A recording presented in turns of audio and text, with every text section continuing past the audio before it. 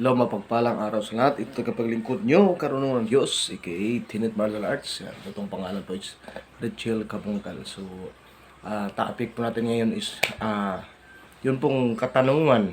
May katanungan po kasi, na pwede ba daw pagsamahin ang depensa at ang pangpaswerte. So, mamaya explain po natin yan. So, bago po ang lahat, paki-like, share, at subscribe po sa video natin hanggang sa susunod na kabanata.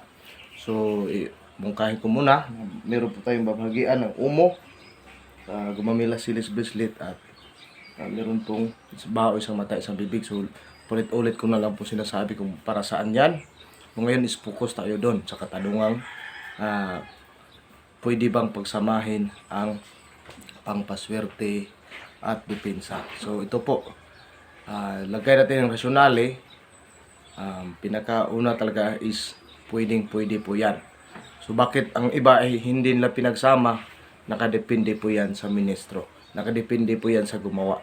Pero sa amin po, yan ay vice versa. Tulad lamang po ng kapangyarihan ng ama, ng amang may kapal, na wala pong limitasyon. So ibig sabihin, lahat ay posible. Walang imposible sa Panginoon, kaya posible po. So tulad din sa ating pananalig, so kaya doon tayo nakatuon.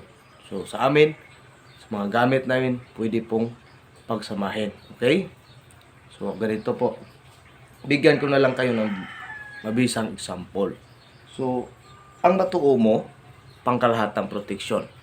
Pero pwede gamitin, basta't wag lang abasuhin, pwede mong dalhin sa sabong, pwede mong dalhin sa casino, pwede mong dalhin sa bingo. Nakadepende lang sa paggamit. Basta't wag mo lang abusuhin. Okay? At pangalawa, dito tayo sa gumamila silis. Sa dakong Maynila, lalo sa Quiapo. Punta kayo ng Quiapo, bumili kayo ng ganito. Punta kayo ng lugar ng mga babaylan sa Quezon Province, sa Dolores, Quezon. Pag bumili ka dito, sasabihin nila pangpaswerte. So, lahat ng mga antingero, alam nila, ito'y pangpaswerte. So, dito sa Mindanao, ito'y pang depensa. Kasi ito'y may angking kabal. So, ang ginagawa namin, ito'y pangpaswerte at pang depensa. So, ito po ang pinaka magandang halimbawa na pwedeng pagsamahin ang pangpaswerte at pang depensa. So, yan. Kasi, sa Maynila, sa Dolores, Quezon, o sa sa Cebu, dito sa Mindanao, ay ito'y ginagamit bilang pangpaswerte at depensa. So, dyan sa Maynila, pangpaswerte. Lahat, kahit pa sinong bilhan nyo yan, sasabihin talaga nila na ang gumamila silis o bulaklak ng langit ang may angking swerte. Dito sa amin sa Mindanao, pag meron ka nito, lalapitan ka ng matanda, antingero, dahil sinasabi nila na ito'y may angking kabal at of course, ito'y pang protection. So, sa mga katanungan na pwede pa lang pagsamahin ang pangpaswerte at depensa, ito po, isa sa magandang halimbawa. Meron pa tayong isang example. Ito, bao, isang mata, isang bibig. Kadalasan talaga ang bao, isang mata, isang bibig, ito po ginagamit sa negosyo. Pangalawa, ito po ginagamit sa panggagamot. So, ibig sabihin, pag negosyo, pangpaswerte yon. Panggagamot, ibig sabihin nun, depensa din.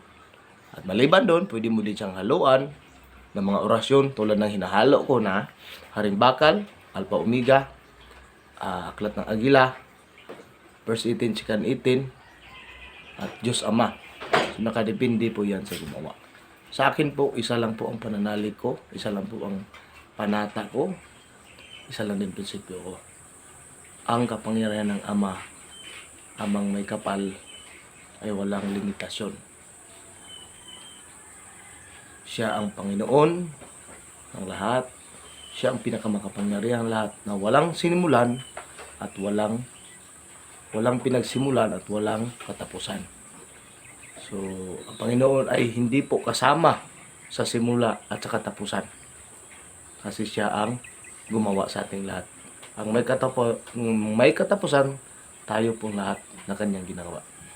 Siguro malinaw na po 'yon. 'Di ba? So, sa susunod, magdagdag pa ako ng magandang halimbawa. Pero yun na po. Sabihin natin na yan lang po. Pwedeng pagsamahin ang pagpaswerte at depensa. Nakadepende sa pananalig natin.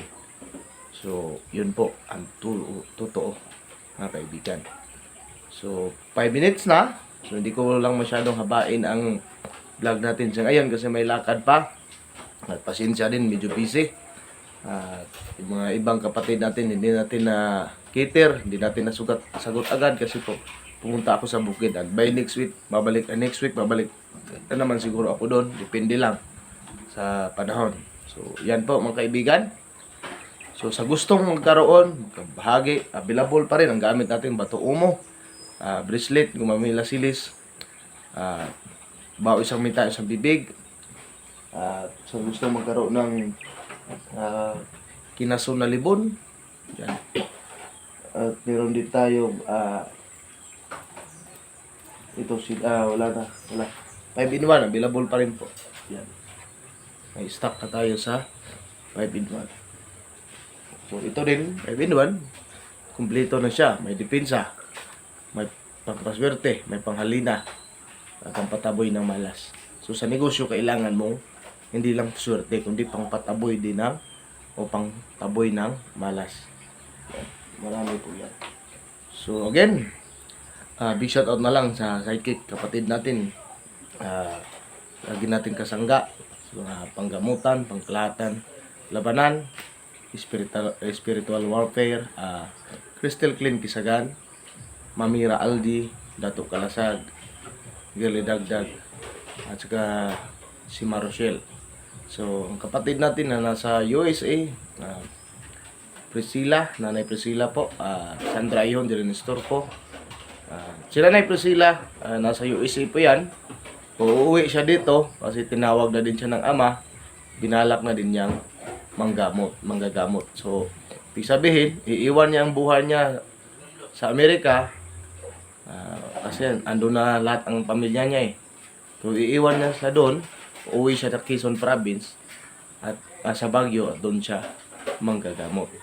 Yan po si Nanay Priscilla. So, big shout out din kapatid natin from UK, si Maritoni Navarro. Of course, kapatid natin sa Sydney, Australia, si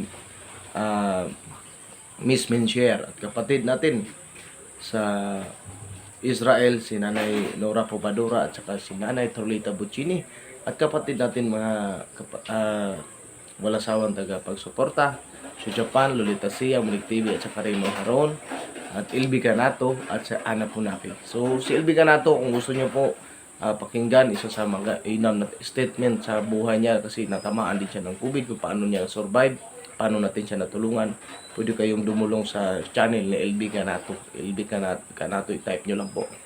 And of course, kapatid natin sa Ireland, wala pong iba, si Fisher Sadik, at kapatid natin sa Norway, Becoming Norwegian, at si Lane Creamer with lead or si Lane to passport ng Iligan yan, o Butuan.